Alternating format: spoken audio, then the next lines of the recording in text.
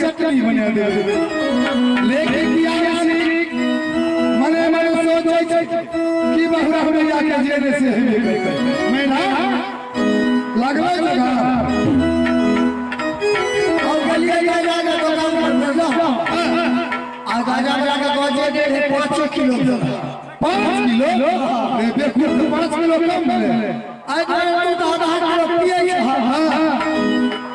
हम 2 किलो चाहिए पहले सुले की अच्छा आज जब सुले के गलो तब आधा हाथ मसल के खाए छे हाथ मसल के खाओ राजा का अच्छा तो चल जल्दी कर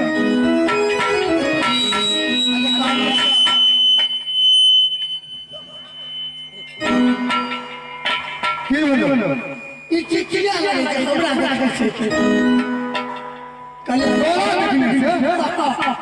हमरा से चिचिया लगे ओ ऐसा कहिया कल साला छा और नहीं साला छा तो माचिस से हो अरे साला यो छा माचिस से चले बैठा बैठ अब सरदा भागवत रे भाई माता कमला के कहिए हे माता कमला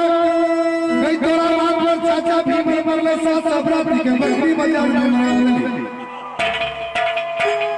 जे तू कभी से हम नहीं कर हम जे कहबे से तोरा करे पड़तो तो मजबूर छुप जाला कल के ठीक से जे तू कभी सारा करबो हमर बार नहीं करिया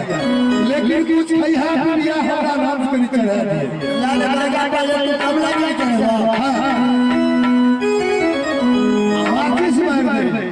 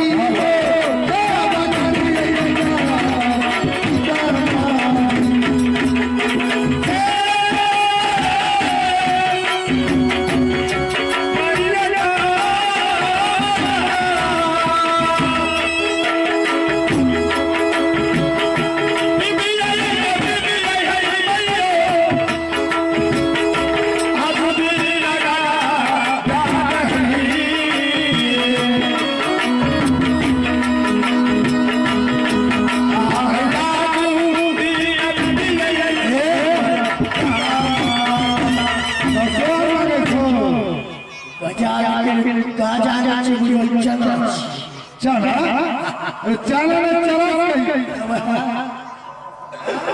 बाप रे गाजा खाना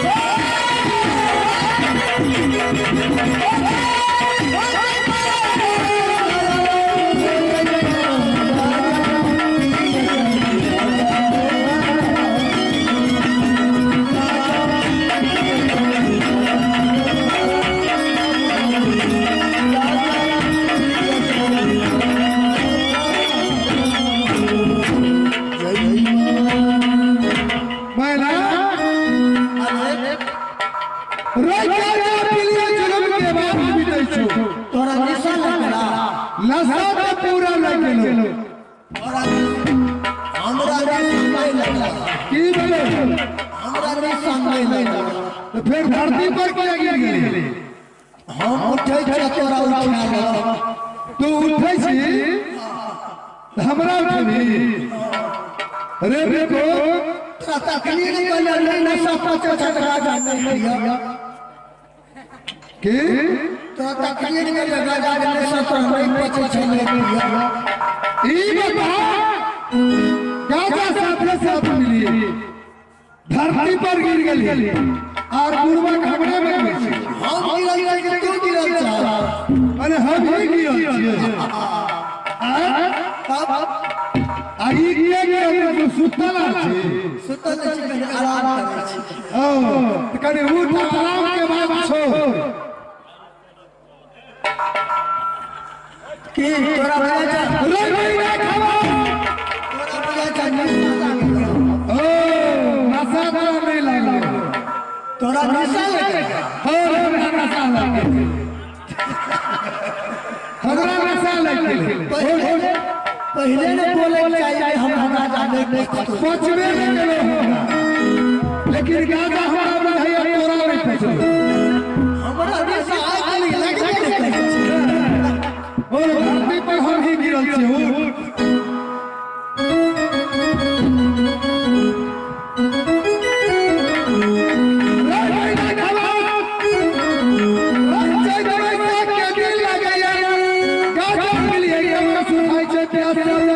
अच्छा ये ड्यूटी पे कर चढ़ के ये कहे जोर कहे चल कहे बगलवा का खाना कहे भरने के बाद कहे खाना लोटा देते रे पानी का आशा जरूर है एक लोटा पानी है के पिलाने हम आत्मा के जुड़ा दे मतलब तोरा बहुत पैसा प्यास लगला ई कहा चैत बैसाख का महीना छियै नहीं हम कहे छै चोर चाचा ने बगला के ठाट में भैंसी के लटा पहले भरती का बात हम पहले तेरा का सहयोग कर अरे नहीं ना खाना झूठी बात करके गाजा हो मत आई झूठी बात करके गाजा चढ़ के देख रही करता तोरा नजर पड़ गई अच्छा तक अच्छा मालिक हां मालिक हां हे बेहुदा हां कैसे मालिक हो मालिक हां हां मालिक मालिक मालिक ये ना बोले तालियां नहीं देने से कोई भरती का बात मैं बगला में था मैं भैंसी लेकर कहां कुछ नहीं रखा वो है देख रहल छी लेकिन ये चीज हम देख रहल छी कौन चीज बड़ी दूर से रहल चाहिए ये गोल एगो पत्थर रे भाई ना खबर रे 12 बरस के उम्र बीत गेले है लेकिन गोला मत गोल हो खत तक नहीं मिली ना ककरा कहे छै गोल ककरा कहे छै फुटबॉल गोल के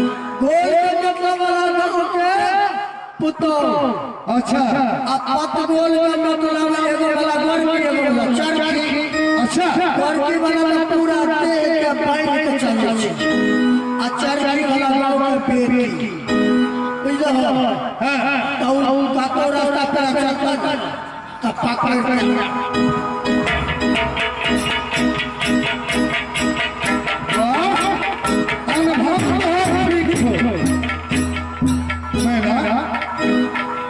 अनुभव तू अच्छा लगबै छै और गांव का पुतो डरे ना पूरा आंगन मार के अन्ना चले अनुभव तो सही छै रे भाई ना खबर हाथ में कमान ले अब वो भरनी के पास जहां पर भरनी पानी भरते अगर उम्र देखनी है कि ज्यादा उम्र से तो ओकरा के हे काकी हां और के बुझी है जवान जहां छै तो ओकरा के हे बनी तुम्हारे कावे भाई कावे दादी कावे नानी जे जे हाँ जे है